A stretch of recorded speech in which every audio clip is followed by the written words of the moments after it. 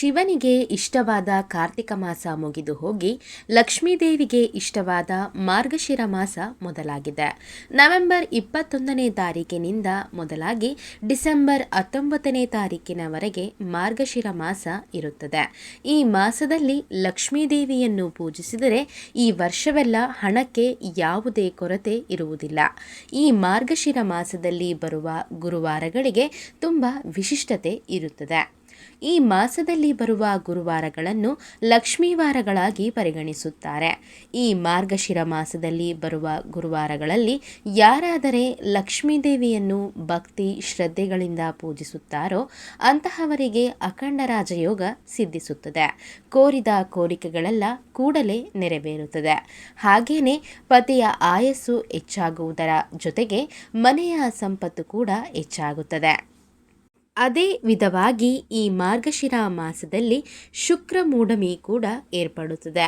ಹಾಗಾಗಿ ಈ ಮಾರ್ಗಶಿರ ಮಾಸದಲ್ಲಿ ಬರುವ ಲಕ್ಷ್ಮೀ ಗುರುವಾರಗಳಲ್ಲಿ ಲಕ್ಷ್ಮೀದೇವಿಯನ್ನು ಯಾವ ವಿಧವಾಗಿ ಪೂಜೆ ಮಾಡಬೇಕು ಎಂದು ಇವತ್ತಿನ ಈ ವಿಡಿಯೋದಲ್ಲಿ ತಿಳಿಯೋಣ. ಈ ಮಾರ್ಗಶಿರ ಮಾಸದಲ್ಲಿ ವೈಕುಂಠದಲ್ಲಿ ಇರುವಂತಹ ಲಕ್ಷ್ಮೀದೇವಿ ಭೂಮಿಯ ಮೇಲೆ ಸಂಚರಿಸುತ್ತಾ ತನ್ನ ಭಕ್ತರು ಮಾಡುವ ಪೂಜೆಗಳನ್ನು ವೀಕ್ಷಿಸುತ್ತಾ ತನ್ನ ಭಕ್ತರು ಕೋರಿದ ಕೋರಿಕೆಗಳನ್ನು ನೆರವೇರಿಸುತ್ತಾ ಇರುತ್ತಾಳೆ. ಸಾಧಾರಣವಾಗಿ ಶುಕ್ರವಾರದ ದಿನ ಲಕ್ಷ್ಮೀದೇವಿಯನ್ನು ಪೂಜಿಸುತ್ತಾರೆ. ಆದರೆ ಮಾರ್ಗಶಿರ ಮಾಸದಲ್ಲಿ ಬರುವ ಗುರುವಾರಗಳನ್ನು ಲಕ್ಷ್ಮೀವಾರಗಳಾಗಿ ಕರೆಯುತ್ತಾರೆ. ಈ ಲಕ್ಷ್ಮೀದೇವಿಯ ವಾರಗಳಲ್ಲಿ ಪ್ರತಿಯೊಬ್ಬರು ಲಕ್ಷ್ಮೀದೇವಿಯನ್ನು ಪೂಜಿಸಬೇಕು. ಶ್ರಾವಣ ಶುಕ್ರವಾರಗಳಿಗೆ ಎಷ್ಟೋ ವಿಶಿಷ್ಟತೆ ಅನ್ನುವುದು ಇರುತ್ತದೆ. ಲಕ್ಷ್ಮೀವಾರಗಳಿಗೆ ಕೂಡ ಅಷ್ಟೇ ವಿಶಿಷ್ಟತೆ ಇರುತ್ತದೆ. ಹಾಗಾದರೆ ಲಕ್ಷ್ಮೀದೇವಿಯನ್ನು ತಪ್ಪದೆ 5 ಲಕ್ಷ್ಮೀ ಗುರುವಾರಗಳು ಪೂಜಿಸಬೇಕು. ಆದರೆ ಈ ಮಾರ್ಗಶಿರ ಮಾಸದಲ್ಲಿ 4 ಲಕ್ಷ್ಮೀ ಗುರುವಾರಗಳು ಬಂದಿದೆ. ಆದರೆ 5ನೇ ಲಕ್ಷ್ಮೀ ವಾರವಾಗಿ ಪುಷ್ಯ ಮಾಸದಲ್ಲಿ ಬರುವ ಮೊದಲನೇ ಗುರುವಾರ ಪೂಜೆ ಮಾಡಿಕೊಳ್ಳಬಹುದು. ಹಾಗಾಗಿ ನವೆಂಬರ್ 27ನೇ ತಾರೀಕು ಮೊದಲನೇ ಲಕ್ಷ್ಮೀ ಗುರುವಾರ, ಡಿಸೆಂಬರ್ 4ನೇ ತಾರೀಕು 2ನೇ ಲಕ್ಷ್ಮೀ ವಾರ, ಡಿಸೆಂಬರ್ 11ನೇ ತಾರೀಕು 3ನೇ ಲಕ್ಷ್ಮೀ ವಾರ, ಡಿಸೆಂಬರ್ 18ನೇ ತಾರೀಕು 4ನೇ ಲಕ್ಷ್ಮೀ ವಾರ, ಇನ್ನು ಕೊನೆಯದಾಗಿ ಡಿಸೆಂಬರ್ 25ನೇ ತಾರೀಕು 5ನೇ ಲಕ್ಷ್ಮೀ ವಾರ. ಈ ಲಕ್ಷ್ಮೀ ವಾರಗಳಲ್ಲಿ ಮನೆಯ ಹೊಸ್ತಿಲಿಗೆ ಅರಿಶಿನ ಹಚ್ಚಿ ಕುಂಕುಮದ ಬೊಟ್ಟುಗಳನ್ನು ಇಟ್ಟು ಅಕ್ಕಿ ಹಿಟ್ಟಿನಿಂದ ರಂಗೋಲಿ ಹಾಕಬೇಕು. ಬೆಳಿಗ್ಗೆನೇ ಮನೆಯಲ್ಲಿ ದೀಪಾರಾಧನೆ ಮಾಡಬೇಕು.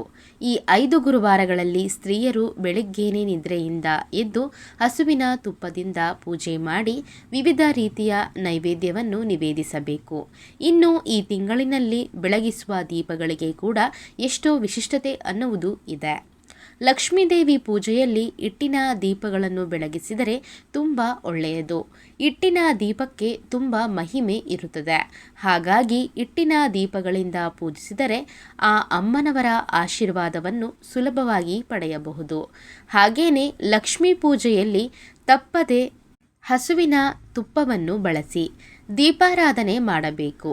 ಈ ವಿಧವಾಗಿ ಲಕ್ಷ್ಮೀದೇವಿಯನ್ನು ಪೂಜಿಸುತ್ತಾ ಗಾಯತ್ರಿ ಮಂತ್ರವನ್ನು ಹೇಳುತ್ತಾ ಅಮ್ಮನವರಿಗೆ ಗುಲಾಬಿ ಹೂಗಳನ್ನು ಸಮರ್ಪಿಸಿ ನಂತರ ಲಕ್ಷ್ಮೀ ಅಷ್ಟಾತ್ತರ ನಾಮಾವಳಿಯನ್ನು ಪಠಿಸಬೇಕು. ಲಕ್ಷ್ಮೀದೇವಿಗೆ ಇಷ್ಟವಾದವುಗಳಲ್ಲಿ ತೆಂಗಿನಕಾಯಿ ಕೂಡ ಒಂದು. ಹಾಗಾಗಿ ಪ್ರತಿ ಲಕ್ಷ್ಮೀ ಗುರುವಾರದ ದಿನ ಮನೆಯಲ್ಲಿ ಪೂಜೆ ಮಾಡುವಾಗ ಲಕ್ಷ್ಮೀದೇವಿಗೆ ತೆಂಗಿನಕಾಯಿಯನ್ನು ನಿವೇದಿಸಿ ಈ ವಿಧವಾಗಿ ಲಕ್ಷ್ಮೀದೇವಿಯನ್ನು ಪೂಜಿಸಿ ಲಕ್ಷ್ಮೀ ವ್ರತ ಕಥೆಯನ್ನು ಓದಿ ತಲೆಯ ಮೇಲೆ ಅಕ್ಷತೆ ಕಾಳನ್ನು ಹಾಕಿಕೊಳ್ಳಬೇಕು. ಧನ್ಯವಾದ ಸ್ನೇಹಿತರೆ. ಈ ಮಾಹಿತಿ ನಿಮಗೆ ಇಷ್ಟವಾಗಿದ್ದಲ್ಲಿ ಮತ್ತಷ್ಟು ಇಂತಹ ಉಪಯುಕ್ತ ಮಾಹಿತಿಗಾಗಿ ನಮ್ಮ ಚಾನಲನ್ನು ಸಬ್ಸ್ಕ್ರೈಬ್ ಮಾಡಿಕೊಂಡು ಹಾಗೆ ವಿಡಿಯೋಗೊಂದು ಲೈಕ್ ಮಾಡಿ.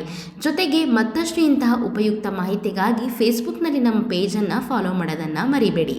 So thanks for watching our videos.